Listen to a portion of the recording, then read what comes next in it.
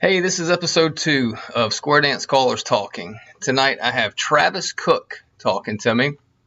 Ah, Travis, tell us a little bit about yourself, where you're from. We met a few years ago, but tell everybody else who you are and what you're doing. absolutely. Square Dance Callers Talking. I love the title. That's Thank you. that's straight and to the point. It's like a bar with a beer written outside, right? Yes, it That's is. that's the way things ought to be. Name's Travis Cook. I am 30 something years old. I've lost count. I guess I just turned 35. Live in Crestwood, Kentucky with my beautiful wife and two kids. Very nice, very nice. So you're obviously a square dance caller because we're talking. Occasionally, yes. So when did you start dancing? Obviously, dancing usually comes first. So tell me about that. Yeah, I started dancing, and I don't have the date in front of me, and I always forget it. So because I have to look it up. I Right. started dancing sometime around 2012, 2013.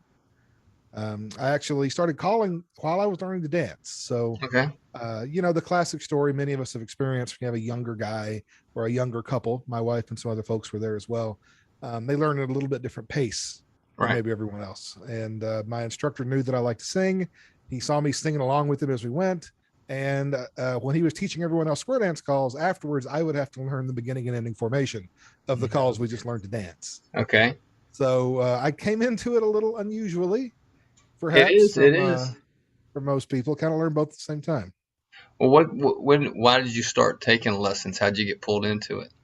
My parents, and Okay. in classic fashion, as most people know, I like food, so they told me they were Okay. going to graduate. They'd been taking these lessons. My parents were big dance aficionados. They did line dancing for years. They did the Okay.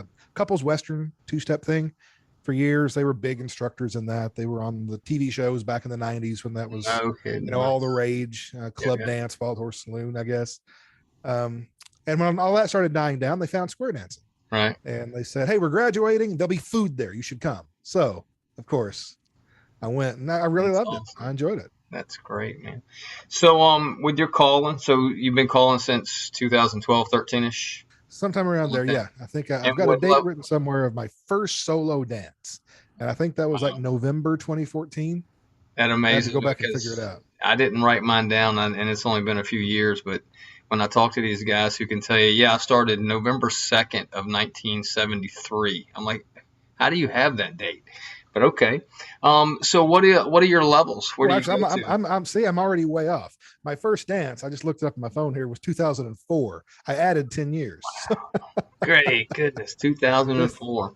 and obviously, this is why I'm a great caller. I have great memory. Never forget who a corner is. Never forget a date. That is amazing. It's a gift. Going great, So huh? what levels that you dance, call, all that? Yeah, I call up through C1. Okay. I've had exposure up to C2, danced up through C3A. I've, like a lot of callers, kind of added plateaus or levels as I went. I learned originally from Joe Lowe, a guy from West Virginia, fantastic Okay. caller. He was a little bit old school in how he taught, but he was just a fantastic guy. I That's awesome, man. unfortunately learned he passed recently. No Hadn't talked to him kidding. for a few years, but he was wonderful. Then I came to Louisville, and a guy named Kenny Jarvis taught me, kind of reopened my eyes to what square dancing could be. Okay. Taught me a little bit about plus DBD. Started teaching me advanced, and then I worked with Sparky Sparks, who also recently passed away, who taught me all the challenge levels up to C3A. That's fantastic, man. That's impressive to be dancing that high. It really is. Around here, there's not a whole lot of higher level. We have a group down in Atlanta, Hot Atlanta. They dance up into the seas, but Yeah, love them. you I know love calling down there. they're a fantastic group, especially to call for because they can do anything from any position. So you can't make a Yeah, mistake. I go to a well, floor and I do a relay of the deucey from half sashade. I'm breaking down every floor I go to except for Hot Atlanta. So sure.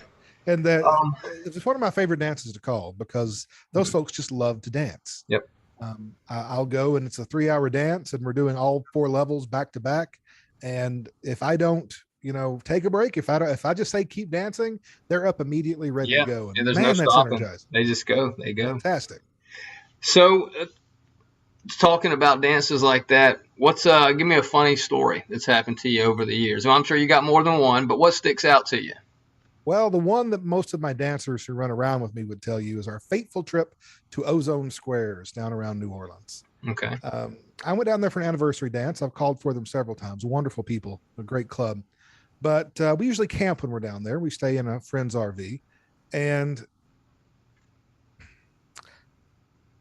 We drove 30 minutes to the dance, or at least where I thought the dance was from the RV park. And we get there and there's nobody there. There's some grandparents with their grandkids doing a dance recital and no square dancers to be found. Okay. Well, it kind of turns out the dance was actually practically in the parking lot of the RV park because they had for dancing at a special location, Right. not the place they usually were. And I didn't check well enough. My dancers never let me live that down. We drove an hour when we were practically in the parking lot. So we talked about Hotland and loving to call there. What if you have a best dance, one of the best times you ever had, besides the campground? But what do you think? Just for the dancing, your calling, everything. Just that was the night that matched up for you. Yeah, and really, my first night in Hotlanta was really, really special. Everything was going super great.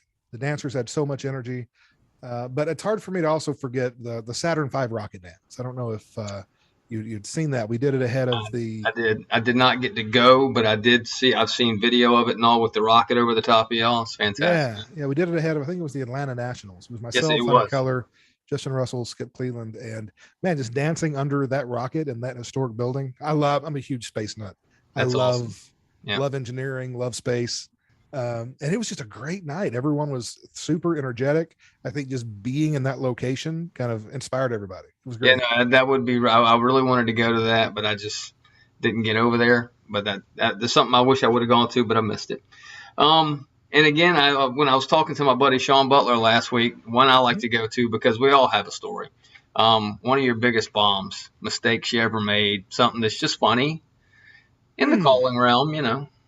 I don't do a whole lot of that, Charlie. I wouldn't expect you would, but something that's on your level of a bomb. What do you think?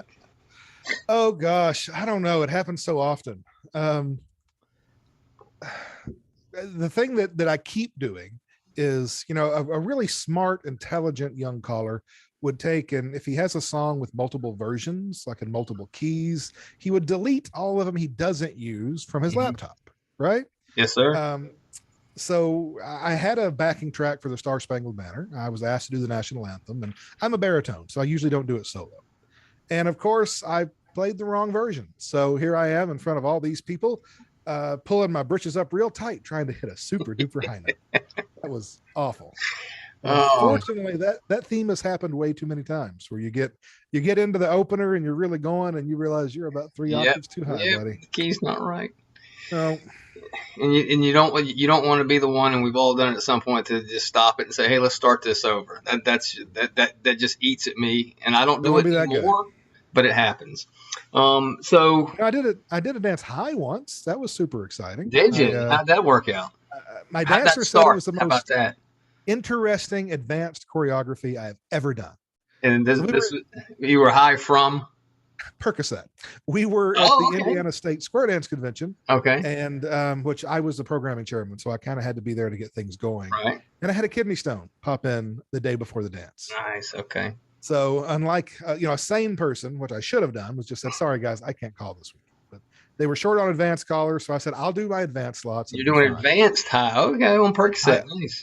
I would roll out of bed, kind of waddle my way in a drunken Percocet state down to the dance hall, call for 30 minutes, and I don't remember any of it. I have no memory of this weekend whatsoever. But my dancers say it was pretty great. I wish somebody recorded that. I was betting you came from the dentist or something, but that's great too, the Percocet story.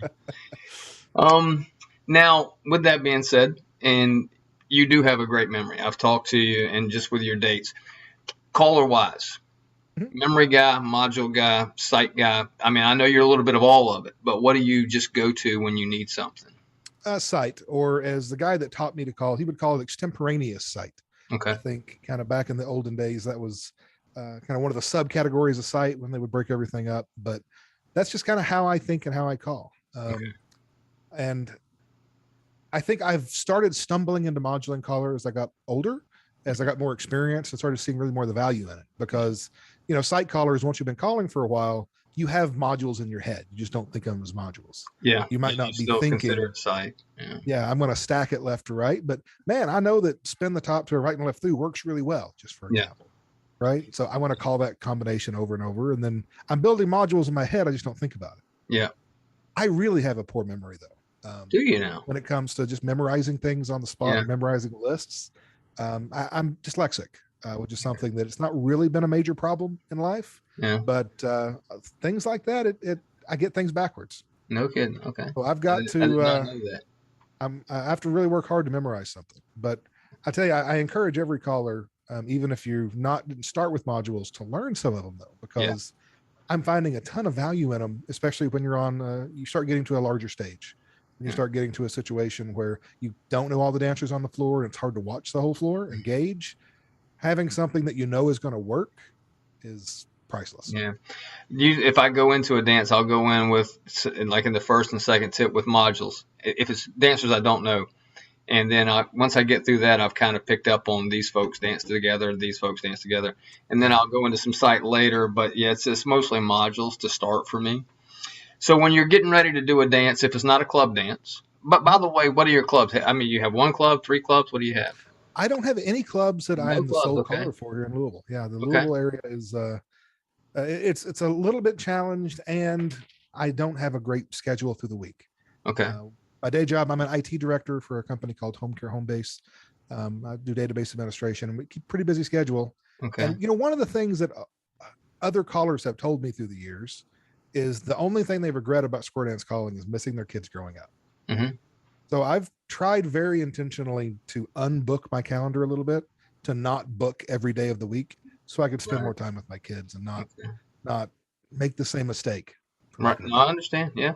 I'm And hopeful and square dancing will still be here in about and 15 from knowing years. you, I've seen your kids and your wife, and the whole family comes, and that's fantastic. If you can get the Yeah, whole family to come out for something like that, that's awesome. And it's something great for kids as they get along if they choose to go into that, which they probably will. So, when you're programming a dance, what goes into that for you? most good callers will tell you that they have built out a list ahead of time. They know what they're going to do. They've thought about it, and I really have not. Okay. I The only thing I pre-program is choreography, in terms of I think about what I'm going to feature in a tip, what calls I'm going to use, maybe a Okay. certain flow module or two that's of various challenge levels. It's kind of in the Rolodex in my head or the notepad document on my laptop Okay. that I'll pop open. And I know I'm going to do these things during the dance in terms of complexity of choreography. Okay. When it comes to music, I've never found pre-planning that to work. My plan never survives the second tip, Right. Yep. because I believe in, for me at least, it works very well to do it by feel. Okay. I often feel, man, these dancers need Blue Bayou right now. Yeah. After the Okay. patter, I will think either they're pep, they're ready for a high energy singing call, or after the patter, they're kind of dying. They need something calm and relaxing. So completely by feel, reading the floor as best I can and trying to give them what I think they want. No, that's great. It really is. So you said you're in your 30s. Music genre. What is your favorite one? Just if you're riding around. Yeah, I'm a bluegrass guy at heart. I know Very that nice. Okay. may surprise some folks. I don't do a lot of bluegrass square dancing, but Okay. I grew up playing bluegrass guitar, grew up in Eastern Kentucky, bluegrass capital of the world, if you ask the people in Eastern Kentucky. That's just in my soul, man. Bluegrass is in my soul. I didn't peg that because the dances I've seen you at when I've seen you do tips or dances from anything, there's not a whole lot of hey, that's a guy's bluegrass. Oh, So that's awesome. I did not know that, man. I love it for Um, myself, but it gets a little repetitive in the square yeah, dance world. There's just so much good non bluegrass music no, there is. that There record really is. producers are putting out these days that feels so good to dance to. I can't do all bluegrass. So with that being said, what if just and I'm sure you can't get one, but what's your favorite singing call? If somebody just says, "Hey, do a tip for us, Ooh, Travis." that's a tough one. That's a tough one. I probably have my all-time favorite, the all-time one I go back to when either I'm feeling blue or the moment hits you right is Somebody Touched Me, which I think is on Royal. Okay. Plug Royal Records. There you Right. go. Right. It's got this driving bluegrass banjo that starts it out. It's a little bit, it feels good. You go to church a Mhm. little bit, but it's a driving song. And I find probably my greatest asset as a caller, or the thing that I bank on the most, is my energy. Okay. I would like to think that I'm an energetic guy and I can bring that forward to the floor and excite the dancers along with You me. are. You are. I've seen you enough. And Yes, sir. Somebody Touched Me just, yeah, it hits all the right spots. That's Uh, fantastic. but my favorite right now that I keep finding every opportunity to do and I may be overusing it a little because if you've heard me at a dance lately, you probably heard me do it, is Rock and Roll Lullaby on Acme. Okay. It's one that I know a lot of my friends have loved for years, and I'm kind of a late bloomer to it. I started doing it only fairly recently. Okay. And man, it just feels good to do. It's a fun song to Now sing. you've recorded quite a few records for different labels. What's your favorite one that you've recorded? So I've only recorded with Royal Records. I Okay. joined the staff of Royal Records a couple years ago. Okay. Very honored to join them, and I did two this year. So you can't make me pick my favorite yet. Okay. You know, I only have two. I can't pick two, but they're both wonderful. So what's your two? They're not your Walk a favorite, Mile. not in no specific order. Yeah, I guess Walk a Mile is probably my favorite. Okay. It's got a little more energy. It's great. It's a great solo song. It's an old Elvis song Okay. that it's just got some grit to it. You can really get into it. That's awesome. Yeah. The other is Reach a Little Bit Higher, which is an old Bluegrass revival song, or is a Newgrass revival cover of an Orleans song.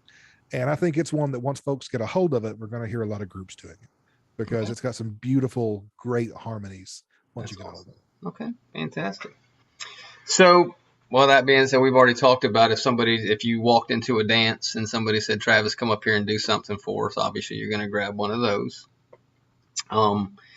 And with your work schedule busy and everything, what's your upcoming schedule looking like? Well, I mean, you got any dances coming up? I mean, out of state, in state? What's your schedule? Yeah. I keep pretty busy. I've actually backed off my schedule just a little, as my son is 5 now, so we're starting to do a few more school things. But I have several awesome weekends coming up in state and out of state. I've got something coming up here in Kentucky a few weeks from now with Chuck Woods, Christy Williams, Wesley Fenton. Called Swing Through Spring. It's at Lake Cumberland State Park here in Kentucky. We're gonna have a blast at that. Every year I do a dance with some of my best friends, Tom Davis, Jack Platties, and a rotating assortment of our friends called General Butler Bash every January. Yep. And we have another cruise coming up next March. We're going out of Tampa on the Carnival Pride. We're calling it a birthday cruise because it's on my birthday. Come celebrate with us. Fantastic. Okay. I'll have to look into Lots that. of stuff coming on. The haven't done TravisCook.com if anyone wants to see where I'll be. I travel most weekends, and I love getting out and seeing folks. That's awesome, man. So what else you want to talk about? Tell me about your square dancing. I mean, we're both Collar Lab for sure.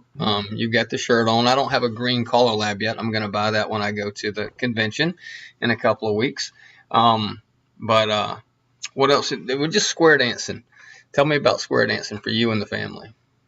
Yeah, I found it's a hobby unlike any other. I have a lot of hobbies. I've collected too many hobbies over the years, but square dancing is one of the few that's kind of stuck into it and become a little more of a hobby, a little more, a really big part of our lives. I've met my second family square dancing. Yeah. Really, to me, they're now part of my first family. It's not like over here's my square dance family. It's my grandma, grandpa, and adopted parents. It's a really special community we found. It is, and I've been doing it, I don't know, for a long, long time.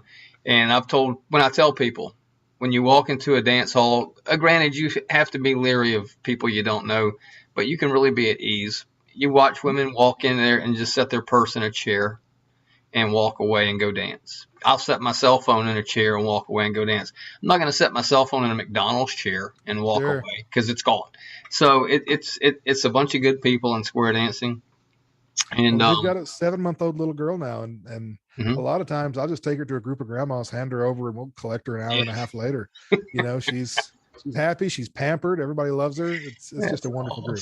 And the people are great. The people are why we stay around, but the dance form itself is just so unique. Yeah, it lets you work your mind, your body at the same time, and it's just. I've tried other things before. I've tried like Contra, and my mind got bored. Yeah, right. I've tried line dancing. I didn't like it because I got bored. Square dancing is always new. It's always exciting. There's always something to keep you going, both physically and mentally. Well, Travis, it's awesome talking to you, buddy. I love dancing to you, listening to you, and I like calling with you. On a rare occasion, we get to actually do stuff together. And absolutely, I'll see you at Collar Lab. Yes, absolutely. I would not miss it. And then, of course, the Nationals in Alabama. So that's just below you and just to the left of me. So we've got a great Nationals forming up. We have a lot of great callers coming in. The facility is going to be absolutely wonderful. So hope everybody will join us. Absolutely. Fantastic. Great talking to you, Travis. You're an awesome dude, and I'll see you in a couple weeks. Thanks, buddy. Take care. See you, buddy. All right, man. Bye.